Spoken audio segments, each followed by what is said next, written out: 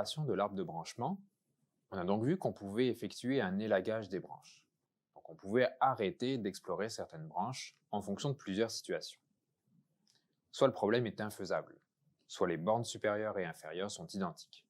Dans ce cas-là, c'est qu'on a trouvé une solution et qu'on va pouvoir s'arrêter. Ou alors, la borne inférieure obtenue est plus grande que la solution entière courante, si on est dans un cas de minimisation, où la borne supérieure obtenue est plus petite que la meilleure solution entière courante dans un cas de maximisation. Cet élagage est important, et c'est ce qui nous permet de ne pas énumérer des partitions non intéressantes de l'ensemble des solutions. À chaque itération, on a une liste de nœuds en attente, des nœuds actifs. On va se poser la question, quel nœud choisir? Par rapport justement à cette question du branchement, on a une question principale à se poser. Dans chacune de nos itérations, on a une liste de nœuds en attente, la liste L dans le pseudocode, ou la liste des nœuds qui étaient sur fond vert, sans contour dans les exemples illustratifs. Mais quel nœud allons-nous choisir?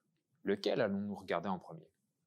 C'est une bonne question, car on pourrait avoir des temps de calcul différents en fonction de nos choix.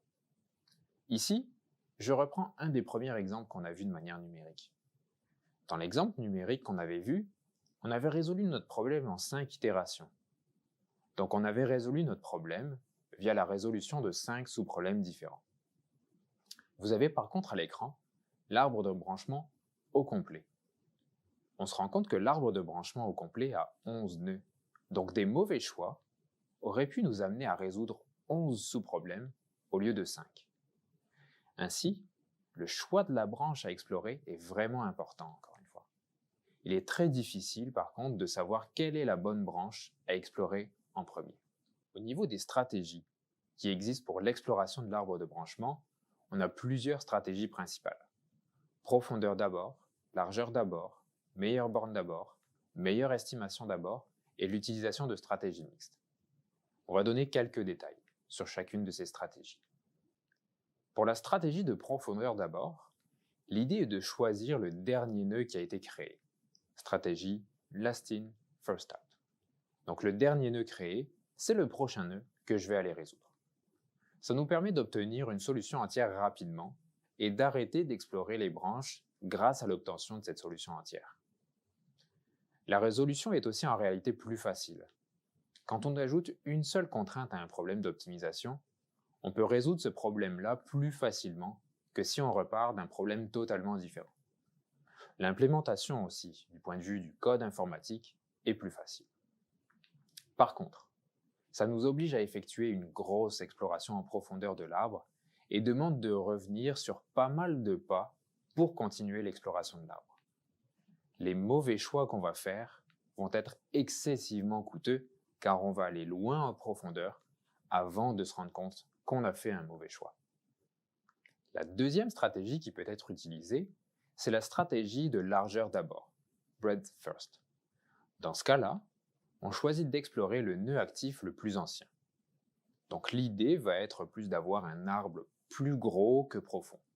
Ça nous permet d'obtenir une solution optimale qui est la plus proche possible de notre nœud racine, la racine étant notre relaxation linéaire. Par contre, c'est très difficile d'utiliser le principe d'élagage. On ne va pas pouvoir tirer profit de l'information donnée par l'élagage. Ça demande aussi beaucoup plus de mémoire du point de vue du matériel informatique. Une autre stratégie qui existe est la stratégie de la meilleure borne d'abord, best node first. Dans cette stratégie-là, on choisit le nœud avec la meilleure borne, donc le nœud qui, a priori, va pouvoir nous donner accès à la meilleure solution, le nœud qui a le plus de potentiel. Cette stratégie a l'avantage de diminuer le nombre total de nœuds qui vont être explorés dans notre arbre de branchement. Mais par contre, ça nous oblige à rester dans les niveaux les plus hauts de l'arbre de branchement, ce qui fait que l'amélioration de notre solution est relativement minimale.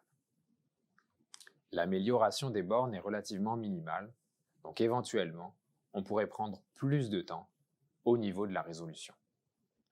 Une dernière stratégie utilisée, c'est la stratégie de meilleure estimation d'abord. Dans ce cas-là, on choisit le nœud avec la meilleure estimation. C'est quoi cette estimation? L'idée est de pouvoir estimer quel est le gain que je vais avoir en choisissant un nœud plutôt qu'un autre. On n'est donc pas astreint à explorer une branche en particulier de l'arbre et on va chercher à minimiser le nombre de nœuds total explorés. Par contre, il faut garder en mémoire tout notre arbre de branchement, ce qui peut poser des difficultés du point de vue du matériel informatique. Et ça nécessite aussi une bonne fonction d'évaluation, la fonction d'estimation. Enfin, si jamais des nœuds sont à égalité, on a aussi pas mal de difficultés à effectuer des choix. C'est une stratégie qui existe, mais dont l'implémentation est vraiment difficile. On s'est posé la question de la branche à explorer, mais on peut aussi se poser la question de la variable de décision. Sur laquelle va-t-on brancher dans un problème d'optimisation? On peut avoir plusieurs variables entières dont la valeur est fractionnaire, à un certain nœud de notre arbre de branchement.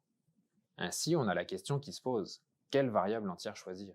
À partir de quelle variable entière effectuer mon branchement? Là encore, plusieurs stratégies existent.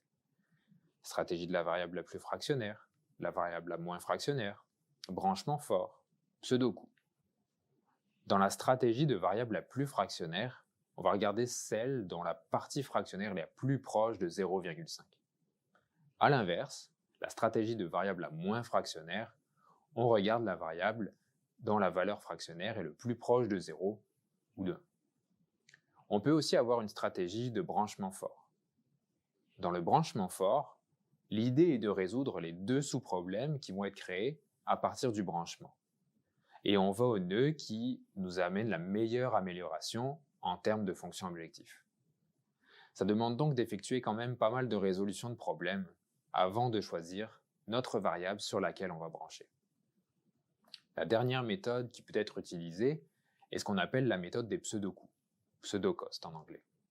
Ici, l'idée est de chercher à prédire le changement dans la fonction objectif par unité de variation de la variable. Cette stratégie-là est une stratégie un peu plus complexe.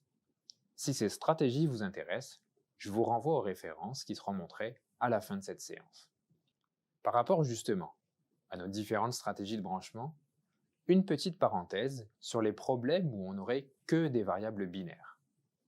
Si on n'a que des variables binaires, on peut utiliser ce qu'on appelle un branchement binaire, illustré sur la partie de gauche, donc une branche où on impose que la variable x est à 0, et une autre branche où on impose que la variable est à 1. Dans le cas où on n'a toujours que des variables binaires, on a aussi la stratégie du branchement large qui existe. Dans ce cas-là, chaque branche représente un problème où on force une de nos variables de décision binaires à prendre la valeur 1. Ce sont donc deux stratégies spécifiques à des problèmes avec des variables de décision binaires exclusivement. Pour cet algorithme de séparation et évaluation, chaque fois qu'on va résoudre un nœud, on a différents algorithmes qu'on peut utiliser pour la résolution en tant que telle à chaque nœud. On peut utiliser le simplex primal, le simplex dual et la méthode des points intérieurs. Ces options-là sont très souvent proposées dans les solvers et vous pouvez choisir différentes méthodes de résolution pour en comparer les performances. Avant de terminer sur cette partie de Branch and Bound, examinons quelques facteurs qui peuvent expliquer le succès ou non de l'utilisation de cet algorithme. Premier facteur de succès, c'est le fait d'avoir de bonnes bornes primales pour élaguer. Comment est-ce qu'on obtient de bonnes bornes primales? Soit on arrive à obtenir des solutions de bonne qualité rapidement, donc des solutions entières proches de la solution optimale, ou alors nous connaissons initialement une bonne borne primale. Le fait de connaître une borne primale, éventuellement via des méthodes heuristiques, c'est une information qui peut être donnée en amont, en entrée de notre algorithme de Branch and Bound. Dans ce cas-là, si on compare avec la description de l'algorithme qui a été donnée précédemment, on aurait donc la borne inférieure dans le cadre d'une minimisation ou la borne supérieure dans le cadre d'une maximisation qui ne serait pas à moins ou plus infini, mais qui serait à la borne qui a été trouvée. Autre facteur du succès, utiliser des algorithmes de résolution spécifiques. Parfois, les sous-problèmes vont avoir une structure spécifique. Une structure d'un problème qui est très connue de la littérature scientifique, pour lequel il existe des algorithmes de résolution efficaces et performants. Il est intéressant d'utiliser ces algorithmes-là, donc d'avoir une connaissance de la littérature. Enfin, dernier facteur de succès relié à une partie un peu plus matérielle, c'est de garder de l'information utile en mémoire.